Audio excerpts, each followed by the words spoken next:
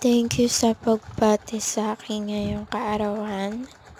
And thank you po sa inyong lahat. And napaplano pa po ako kung magpa-vlog po ako or pagtutuloy-tuloy ko na to.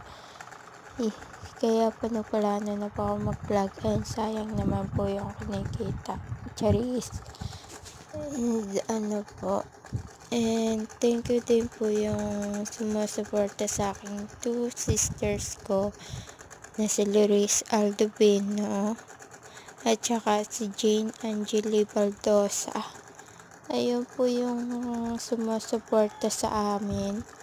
And thank you po talaga sa inyo at hindi ko na po kayo may isa-isa. And hanggang dito na lang po. Subscribe and like and share to more my video. Bye!